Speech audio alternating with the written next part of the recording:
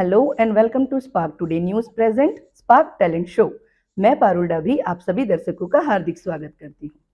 आज हम आपको एक टैलेंटेड सिंगर से मिलवाएंगे जिन्होंने हमारे इंडिया का नाम यूएसए में भी रोशन किया है। नमस्कार सर। नमस्ते। Welcome to Spark talent show. Sir, आपके बारे में हमने तो जाना ही है, लेकिन आपका इंट्रो हमारे दर्शकों को आप ही दे दे तो बहुत अच्छी बात होगी। स्पार्क टी के सभी दर्शकों को मेरा नमस्कार। मेरा नाम राकेश राज है और मैं तकरीबन 1998 से यूएस में हूँ और बचपन से ऐसा म्यूज़िकल माहौल मिला मुझे, तो डैडी की वजह से पूरा म्यूज़िकल माहौल मिला, गाने का ज़रिया उनके थ्रू मुझ में मिला और 1998 से यूएस में हूँ। यूएस में भी मैं शो ही करता हूँ वहाँ पे और बॉलीवुड के जितने भी सिंगर्स आते हैं वहाँ पे, उनके साथ भी मुझे मौका मिला है परफॉर्म करने के लिए और कोशिश रहती है बस सब लोगों का मनोरंजन करूँ मैं। जी सर। अच्छा सर, जैसे कि हमने जाना ही है कि आपको म्यूजिक और संगीत में इतनी रुचि है, आप कितने साल के थे तब से आपने ये स्टार्ट किया है सिंगिंग को? तकरीबन मैं 10-11 साल का था तब से डैडी के साथ मैं गाता था स्टेज पर जी। और धीरे धीरे फिर मैं यहाँ बड़ौदा में हम्म। खुद का शोज़ करने लगा था मैं जी। और बाद में मैं यूएस चला गया था। लेकिन हर साल हम्म। मैं 3 महीने के लिए जनवरी, फरवरी और मार्च ओके। यूएस से स्पेशली मैं बड़ौदा आता हूँ, हम्म। इंडिया आता हूँ हम्म। और मैं बड़ौदा, अहमदाबाद, सूरत, बॉम्बे सभी जगह मैं शोज़ करता हूँ। ओके। जी सर, आपके शोज काफी मतलब बहुत ही मतलब यूनिक होते हैं और आप सिंगिंग भी बहुत यूनिक करते हैं। Thank you. तो शो के स्टार्टिंग में एक सॉन्ग हमारे दर्शकों के लिए हो जाए, आपकी पसंद का। ज़रूर, ज़रूर। मैं 2 लाइन सुनाना चाहूँगा। ये एक्चुअली मैं रफ़ी साहब का एक गाना पेश करूँ आपके सामने। तेरे मेरे सपने अब एक रंग है, हो जहाँ भी ले जाए राहें हम संग है। हो तेरे मेरे सपने अब एक रंग है, हो जहाँ भी ले जाए राहें हम संग है। वाह, बहुत थैंक अच्छा यू। सर। बहुत अच्छी वॉइस है आपकी। Thank you so much. Sir, जैसे कि हम आपके टैलेंट के बारे में जानना चाहेंगे, बहुत कुछ बताएंगे दर्शकों को। हमें ये बताइए कि जैसे कि आपकी दो जर्नी चल रही है, इंडिया और यूएस। और यूएस तो किस तरीके की रही इंडिया की और किस तरीके की रही यूएसए की, हमारे दर्शकों को ये बताइए आप। पक्का ज़रूर। इंडिया में क्या होता था कि पूरे बैंड के साथ प्रोग्राम करने को मिलता था। पूरा जी। बैंड होता था, होता है कि कीबोर्ड प्लेयर होता है, गिटार होता है, ड्रम्स, ऑक्टोपैड ये सब होते हैं। म्यूजिशियंस के साथ जो मज़ा इधर इंडिया में म्यूजिशियन के साथ शो करने की मज़ा आती है, वो यूएस में नहीं है। ओके। यूएस में जब भी इंडिया से ग्रुप आते हैं, वो मौका मिलता है हमको गाने का। और ज़्यादातर मैं यूएस में डीजेइंग भी करता हूँ मैं और कैरोकी ट्रैक्स पे शोज़ ज़्यादा होते हैं मेरे वहाँ पे। दोनों मतलब फर्क इतना है कि यहाँ पे शोज ज्यादा मिलते हैं, वहां पे कम मिलते हैं। नहीं, शो ज़्यादा कम की बात नहीं है। हाँ। यहाँ शो म्यूजिशियन के साथ ज़्यादा होते हैं ओके। और वहाँ पर म्यूजिशियन ना होने के लिए जी। थोड़ा रिस्ट्रिक्शन है ओके। कि भाई ये ट्रैक पे गाते हैं हम लोग अच्छा। ज़्यादा, ओके। Karaoke tracks. ओके। अच्छा। सर, जैसे आप ये सिंगिंग का रियाज करते हैं, काफी मतलब आपको रियाज भी करना पड़ता होगा। किस यस। तरीके से आप इस अपने संगीत को टाइम देते हैं, किस तरीके से, क्योंकि आपको शोज भी करने जाना होता है और इसकी प्रैक्टिस भी चाहिए। तो किस तरीके की आपकी वो दिनचर्या होती है, किस तरीके से आप करते हैं इसको? मेरा वहाँ पे एक प्लस पॉइंट है यूएस में कि वहाँ हम्म। वीकेंड को ही शो होता है, फ्राइडे ओके। और सैटरडे को ही और संडे वीकेंड्स को। हम्म। तो पूरा 4 दिन मुझे मिल जाता है रियाज़ करने के लिए। तो समझो कि कोई गाना मुझे मालूम नहीं है, हम्म। अगर कोई पार्टी की फरमाइश आती है कि ये गाना मुझे चाहिए, जी। तो वो गाना मैं उस दौरान मैं तैयार कर लेता हूँ मैं। अच्छा सर, जैसे कि वहां पे भी इंडिया की पब्लिक है, तो वहां पे आप हिंदी सॉन्ग गा रहे हैं या इंग्लिश सॉन्ग गा रहे हैं? नहीं, मैं हिंदी हिंदी। Obviously Hindi okay. अपने गाने गाता हूँ मैं, जी। क्योंकि जितने भी एसोसिएशन है वहाँ पे हिंदी हम्म। हिंदी समाज के, ब्राह्मण समाज, राजपूत समाज, हम्म। काफ़ी सारे एसोसिएशन है, उनके सबके प्रोग्राम में करता हूँ और अपने इंडियन म्यूजिक ही होता है, बॉलीवुड सिंगिंग ही होता है ज़्यादा। ओके। ओके। अच्छा सर, जैसे कि इंडिया आना आपको, फिर आपको शोज़ करने होते हैं। अच्छा, ये सब तो हमने देखा ही है, हमारे दर्शक देख ही रहे हैं। दूसरी बात कि आपने काफ़ी सारे सेलिब्रिटीज़ के साथ वर्क किया है, सिंगिंग। यस। तो उसको लेके बताइए कि अब तक आपने किन-किन सेलिब्रिटी के साथ वर्क किया है, किस तरीके से किया है और क्या एक्सपीरियंस रहा आपका? मैंने काफ़ी सारे सेलिब्रिटीज़ प्लेबैक सिंगर के साथ काम किया है मैंने। हुँ, हुँ। कुमार शानू है, फिर अपना ये जावेद अली है और कल्याण जी आनंद जी के साथ भी मुझे मौका मिला है गाने का। रविंदर जैन के साथ भी गाने का मौका मिला है। काफ़ी सारे जो सिंगर्स आजकल एस्टेब्लिश हैं उनके साथ तो मिलता ही है। जी। और आज के नए जनरेशन के जो सिंगर आते हैं हुँ, हुँ। सारेगामापा के जी, और इंडियन आइडल के, उनके हुँ। साथ भी मौका मिलता है। जी, बप्पी लहरी के साथ भी मैंने काफ़ी शोज़ किए हैं। जी, हाँ, जी। अच्छा, सबसे फ़ेवरेट आपके सिंगर कौन है? Obviously Kishore Kumar. Kishore Kumar. Kishore Kumar is in my mind, is in my heart. जी, तो फिर हमारे दर्शकों के लिए एक सॉन्ग हो जाए। पक्का। ऐसे न मुझे तुम देखो, सीने से लगा लूँगा, तुमको मैं चुरा लूँगा, तुमसे दिल में छुपा लूँगा। ऐसे न मुझे तुम देखो, सीने से लगा लूँगा, तुमको मैं चुरा लूँगा, तुमसे दिल में छुपा लूँगा। हे, हे। वाओ! काफ़ी अच्छी वॉइस निकालते हैं आप और थैंक यू, बहुत अच्छे से गाते भी हैं आप, थैंक यू सो मच। क्योंकि आपका इंटरेस्ट ही उसमें है। ये काम ही है आपका। जी सर। सर, जैसे आपकी लाइफ जर्नी अभी चल रही है, बहुत सारे वर्क आ रहे हैं, वर्क जा रहे हैं अभी, तो किस तरीके से आप ये वर्क कर रहे हैं और कैसे आप इसको अभी फेस अप कर रहे हैं?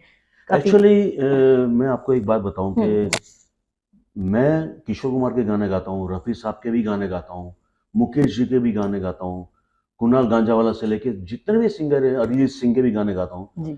लेकिन अगर मैं चाहता तो रफ़ी, किशोर, मुकेश ही गा सकता था पहले। हुँ, नए सिंगर को मैं पकड़ता ही नहीं। ओके। लेकिन आज की ज़रूरत के हिसाब से हुँ, पब्लिक डिमांड होती है नए पुराने दोनों गाने की। हुँ, तो हुँ, इस हिसाब से मैं तैयार करके गाता हूँ मैं। ओके। जी, तो सर नए आर्टिस्ट जो हैं, उनमें से आप किनको मतलब फ़ॉलो करके उनका गाना गा सकते हैं? सभी लोग अच्छा गाते हैं जी, और मुझे ज़्यादा पसंद है अरिजीत सिंह। ओके। क्योंकि उनकी एक आवाज़ में ठहराव है, हुँ, हुँ, हुँ। मेलोडियस सिंगिंग होता है, जो जी, टोनल क्वालिटी है उनकी अलग ही है, जी, सबसे अलग है। जी। तो लोग काफ़ी वहाँ पे पसंद करते हैं अरिजीत सिंह अच्छा को। सर, मैंने गरबा के बारे में भी सुना है कि यस, गरबा ऑर्गेनाइज़ होता है, वहाँ पे आप गरबा भी मतलब यूएसए में भी करवा रहे हैं। यस। तो ये किस तरीके का टाइप का इवेंट होता है? किस तरीके से आप गरबा करवाते हैं इसके सबसे बारे पहले तो गुजराती गुजराती, और जी, बड़ौदा से, जी, तो दोनों बात अगर मिलती है किसी गुज्जू में, गुज्जू में तो गरबा तो ऑब्वियसली अंदर से आएगा ही। आएगा ही। तो ऑफ कोर्स या जितने भी मैंने जैसे बताया कि एसोसिएशन जितने भी हैं वहाँ पे, हाँ, वो गरबा एवरी ईयर वीकेंड्स को गरबा जो होता है, काफ़ी हुँ, सारे एसोसिएशन तो 10 दिन स्ट्रेट करते हैं। जी, तो उनके लिए भी मैं गरबा पूरा बैंड के साथ में करता हूँ वहाँ पे। ओके। तो वहाँ के लोगों को भी गरबा पे आप थिरकाते हैं अपने सॉन्ग पे? यस। जी, चलिए बहुत अच्छी बात है। अच्छा सर, जैसे कि डिफरेंट क्या है हमारे यहाँ और वहाँ के कल्चर में थोड़ा क्या डिफरेंट आया? लाइक आपने बोला कि वहाँ पे वीकली होता है हुँ, और यहाँ पे तो चलते ही रहते हैं प्रोग्राम, हमारा इंडिया ही मतलब यस। ऐसे कल्चरेज़ है, तो उस हिसाब से चलता है, तो वहाँ पे वीकली होता है। तो जैसे आप तो वहीं पे जाके बस गए हैं अभी, हुँ। आपका आना-जाना चलता रहता है, मतलब उस हिसाब से, तो आपको क्या डिफरेंट ज़्यादा लगा? इंडिया में ज़्यादा अच्छा लगा या वहाँ पे ज़्यादा अच्छा लगा? देखिए अभी जी। मेरी कोशिश पूरी रहती है कि जैसे यहाँ में इंडिया में काम जो होता है, हुँ, हुँ। वैसा ही काम वहाँ करने की कोशिश करता हूँ। जी। अच्छे म्यूजिशियन के साथ, अच्छे हुँ, सिंगर्स के साथ जी, और खुद का साउंड सिस्टम है मेरा। ओके। तो वो थोड़ा बात अलग बन जाती है कि भई खुद का साउंड सिस्टम है तो काम अच्छा होता है। काम अच्छा होता म्यूजिशियन भी है। अच्छे हैं ओके, जो मेरे साथ जो परमानेंट बजाते हैं वहाँ पे। जी, तो ये काम यहाँ जो करता हूँ वो कोशिश करता हूँ वहाँ पे भी ऐसा ही वहाँ पे काम भी करूँ मैं। ऐसा ही हो। जी सर। सर, जिस तरीके से आप अभी ये वर्क कर रहे हैं, काफ़ी अच्छा सब जा रहा है अच्छे से। अ, उतार-चढ़ाव चलते रहते हैं। कभी कोई ऐसा कड़वा अनुभव हुआ हो, इंडिया को लेके तो शायद मुझे लगता ही नहीं कि होगा, नहीं, लेकिन कभी नहीं। वहाँ पे कुछ हुआ हो इस तरीके से, कोई ऐसा किस्सा जो हमारे दर्शकों को आप बता सकें? एक्चुअली भगवान की कृपा है, जी, कभी भी मेरे साथ ऐसा नहीं हुआ है ओके। कि जो लोग मुझे हुँ, जिस पेमेंट में बुक करते हैं, हुँ। उससे ज़्यादा देते हैं, लेकिन कम कभी नहीं मिला मुझे। कब कभी भी नहीं मिला, और जी। एक ट्रस्टवर्दी नाम मैंने एस्टेब्लिश किया खुद का, हुँ, तो हुँ, वो हिसाब से भी वो भी फ़र्क पड़ता है फ़र्क पड़ता कि है। लोग जानते हैं और उनको मालूम है कि मैं काम कैसा करता हूँ, हम्म, डेडिकेशन पूरा मैं काम के जरिए रखता हूँ मैं। जी। अच्छा सर, इन सब के बीच में आपकी स्ट्रगल, जब आपने बोला कि 11 साल की थी तब से आपने स्टार्ट किया, काफी कुछ पहुंचने के लिए कहीं बहुत स्ट्रगल करनी पड़ती है। आपकी स्ट्रगल लाइफ किस तरीके की रही वहां पे? पहली बात तो है कि डैडी का ग्रुप होने के बाद वो प्लस पॉइंट था कि उनका लोग जानते थे कि ये मेरे डैडी अच्छे सिंगर रफ़ी साहब मन्ना डे महेंद्र कपूर की आवाज़ में गाते थे। हम्म। तो लोगों को मालूम था कि ये राजेंद्र सिंह बापू का लड़का है, राकेश राज। तो इस हिसाब से मुझे लोग लोग जानते थे, तो इतना स्ट्रगल नहीं करना पड़ा। जी। लेकिन हाँ, मुझे प्लेबैक सिंगिंग में ज़्यादा इंटरेस्ट था, लेकिन वो कर नहीं पाया ओके। क्योंकि मैं जब ये इंडिया में था तब ये सारेगामापा इंडियन आइडल था नहीं। ओके। नया-नया शुरू हुआ था, शुरू हुआ। 1998 में गया मैं वहाँ पे, तब जी। नया-नया शुरू हुआ था। जी। तो वो कोशिश जो मैं करनी थी वो कर नहीं सका मैं। तो वो थोड़ा रंज रहेगा कि मैं नहीं बॉलीवुड कर में पाया, कुछ हाँ, नहीं कर पाया। कुछ नहीं कर पाया, लेकिन फिर भी आपने अपना नाम रोशन किया है। यस, जी सर, और आपको सुन भी रहे हैं बहुत से लोग, और हमारे शो के दरमियान भी सुन रहे हैं। यस, जी। शुक्रिया। अच्छा सर, जिस तरीके से आप बोल रहे हैं, तो अब तक आपको कोई अचीवमेंट ऐसा मिला जिसको आपके वर्क को लेके कि हाँ, फर्स्ट अचीवमेंट मुझे मिला और आई एम हैप्पी? देखो अवार्ड्स तो मिलते रहते हैं हम्म, एसोसिएशन के थ्रू जो हम लोग काम करते हैं, हम्म, एप्रिसिएशन मिलता है, जी। अवार्ड्स भी काफ़ी सारे मिलते हैं। लेकिन हम्म, अभी ऐसे कोई गुंजाइश नहीं रही कि कुछ बाकी है। जी। जो कुछ करना है मैं कोशिश करके पूरी पूरी मेहनत करके वो मैं करता हूँ जी, और अचीवमेंट है, लोगों को मालूम है। मालूम है। जी सर। जी, सबको मालूम है, लेकिन हमें दिखाना ज़रूर बनता है सर कि अचीवमेंट है सर के। जी सर। सर, आगे भी और आपके कुछ प्लानिंग होंगे? लाइक अभी सिंगर हैं आप, तो अभी तो बहुत से एल्बम्स सब कुछ आ रहा है। आपकी क्या प्लानिंग है उसको लेके? बस एक एल्बम बनाने की इच्छा है जी। और 100% एक in near future I am going to plan हुँ, in making one album. Okay. Yes. जी सर। अच्छा सर, वहाँ वहाँ जो वर्क कर रहे हैं आप, सेम यहाँ है, ठीक है। अभी गरबा नवरात्रि होती है, तब क्या आपने सोचा नहीं कि यहाँ गुजरात में भी आके गरबा करें? मेरा एक्चुअली क्या होता है कि ये साल मैंने अगर गरबा किया वहाँ पे ओके। तो उसी टाइम पर मुझे नेक्स्ट ईयर हुँ, का बुकिंग मिल जाता है। ओके। तो वो मेरा पीक सीजन होता है वहाँ पे, हुँ, नवरात्रि के टाइम पे और दिवाली के टाइम पे मेरा पीक सीजन होता है यूएस में हुँ, और काफ़ी सारे शोज़ करता हूँ, तो मैं उस दौरान इधर आ नहीं सकता। ओके, लेकिन यस, जनवरी, फरवरी, मार्च में मैं इधर ही होता हूँ, ओके, तो इधर शोज़ करता हूँ मैं। ओके। मतलब जो भी लोग देख रहे हैं, आपको कॉन्टैक्ट करना चाहें, तो जनवरी, फ़रवरी में सर इधर ही होते हैं। यस। जी सर। आप एक किस्सा हमारे साथ बाँटना चाहते हैं? हाँ जी, ज़रूर। एक्चुअली मैं एक बात बताना चाहूँगा कि हमारे मोदी साहब जो पीएम है, तो जब सीएम थे, चीफ मिनिस्टर, जितने इलेक्शन के बाद जो उनकी जीत हुई है, उनका वहाँ पर बीजेपी यूएस में सेलिब्रेशन होता था और हर एक सेलिब्रेशन में मुझे मौका मिला गाने का। वाओ! चलिए, बहुत अच्छी बात है। मतलब आप उनके हर इवेंट में आप सॉन्ग गाते हैं वहाँ पे? चीफ मिनिस्टर बनने के बाद हाँ, पीएम जब प्राइम मिनिस्टर बने, तब भी ओके, उनका सेलिब्रेशन वहाँ होता। ओके। उनका भारतीय जनता पार्टी ओवरसीज़ उसमें जितने भी सेलिब्रेशन में उनका हुआ, उसमें मुझे मौका मिला गाने मौका का। मिला है। चलिए, बहुत बड़ी बात होती है, हमें हमारे लिए गर्व की यस, बात होती है कि हमें उनके इवेंट में गाने को मिला है इस तरीके यस, से। यस, यस, जी, फील सो प्राउड। जी सर। यस, सर, बहुत सारी बातें की आपसे, आपके बारे में जाना, आपके टैलेंट के बारे में जाना, थैंक यू। बहुत ही ऑसम है। हम यही विश करते हैं कि आप बहुत ही आगे जाएँ और भी बहुत ग्रो करें, थैंक यू सो और मच। इंडिया का नाम वैसे भी आप वहाँ पे रोशन कर रहे हैं। और सर, जैसे कि सॉन्ग की बात है, तो एक सॉन्ग जाते-जाते आपको गाना ही पड़ेगा हमारे दर्शकों के लिए। पक्का। जी सर। चलते-चलते एक गाना सुना हाँ देता हूँ सर, मैं। ज़रूर। चलते-चलते मेरे ये गीत याद रखना, कभी अलविदा ना कहना, कभी अलविदा ना कहना, रोते हंसते बस यूं ही तुम गुनगुनाते रहना, कभी अलविदा ना कहना, कभी अलविदा ना कहना। बहुत अच्छा sir. Thank you so much.